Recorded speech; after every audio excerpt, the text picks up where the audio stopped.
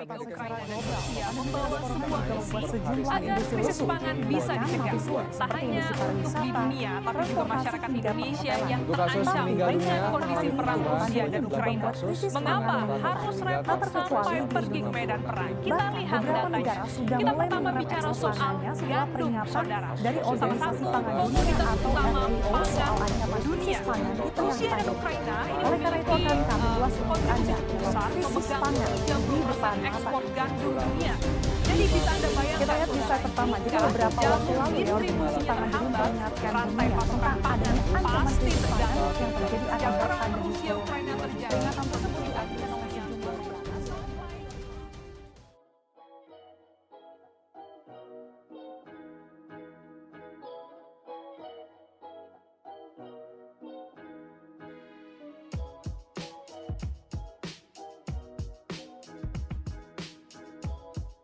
Halo semuanya, perkenalkan kami dari kelompok 3 mata kuliah pemulihan tanaman ingin membahas kelanjutan dari tugas case-based learning sebelumnya, yaitu potensi varietas beras hitam dalam menghadapi krisis dan kesehatan pangan.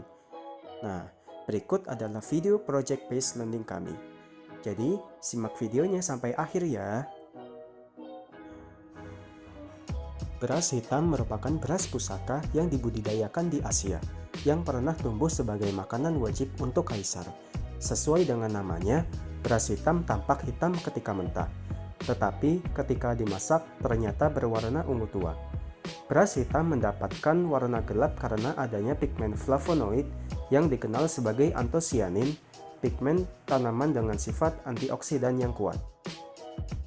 Beras hitam memiliki khasiat yang lebih baik dibanding beras merah atau beras warna lain.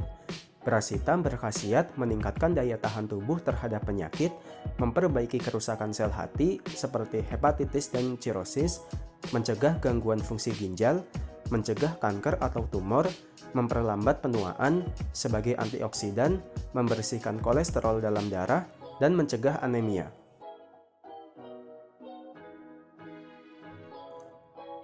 Di samping itu, padi hitam memiliki beberapa kelemahan, di antaranya umur tanaman dalam, habitus tanaman tinggi, dan produktivitas rendah. Sehingga salah satu padi yang tidak banyak ditanam oleh masyarakat pada umumnya adalah padi hitam. Maka dari itu, dalam video Project Based Learning ini dilakukan pemulihan tanaman melalui teknik hibridisasi atau persilangan buatan, menjadi salah satu langkah yang ditempuh dalam merakit varietas unggul padi beras hitam.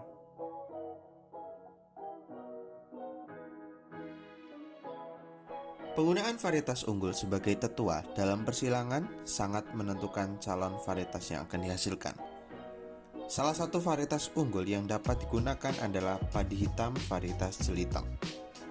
Varietas ini telah dilepas oleh Badan Penelitian dan Pengembangan Pertanian pada tahun 2019. Varietas unggul ini merupakan hasil persilangan ketan hitam dengan pandan wangi Cianjur. Padi hitam varietas jeliteng memiliki rata-rata hasil GKG 6,18 ton per hektar dan potensi hasil 9,87 ton per hektar. Umur panen sekitar 113 hari setelah sebar, serta agak tahan dengan warna batang coklat biotype 1. Berdasarkan data tersebut, kami ingin membuat padi hitam dengan unsur panen yang agak cepat dan produktivitasnya yang agak tinggi dibandingkan data tersebut. Sedangkan padi yang akan disilangkan yaitu padi Inpari 19 yang merupakan padi asal seleksi BP342B MR13 BP226E MR76. Padi ini memiliki keunggulan tahan terhadap warna batang coklat biotype 1 dan 2, agak tahan terhadap biotype 3.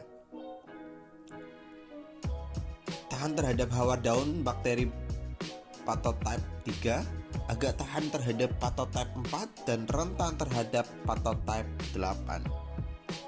Sekilas, varietas ini memiliki tingkat ketahanan yang sama dengan varietas Inpari 18, tetapi memiliki perbedaan dari segi umur tanaman yang lebih relatif panjang, yaitu 104 hari, dengan tinggi tanaman yang relatif lebih tinggi, yaitu 102 cm.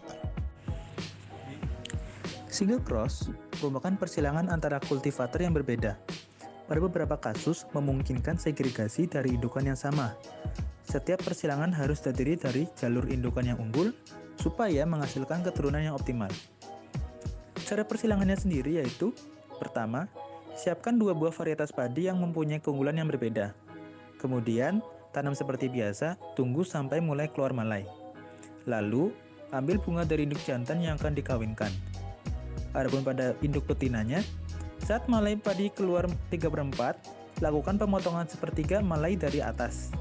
Setelah itu, buka dengan pinset kelopak bunga padi yang belum sempat membuka. Lalu, potong 6 benang sarinya. Biasanya dalam satu kelopak ada 6 benang sari dan 1 putik. Kemudian, tempelkan benang sari dari induk jantan pada putik induk betina. Untuk bulir padi yang belum sempat dikawinkan, dirontok saja. Jangan lupa tandai bulir padi yang telah kita kawinkan tersebut. Lalu, biarkan padi tumbuh biasa sampai membentuk malai dan bulir padi, sampai waktu panen tiba. Bulir yang telah dikawinkan tersebut kita tanam lagi. Adapun untuk bulir padi yang belum sempat dikawinkan dapat dirontokkan saja. Jangan lupa tandai bulir padi yang telah kita kawinkan tersebut.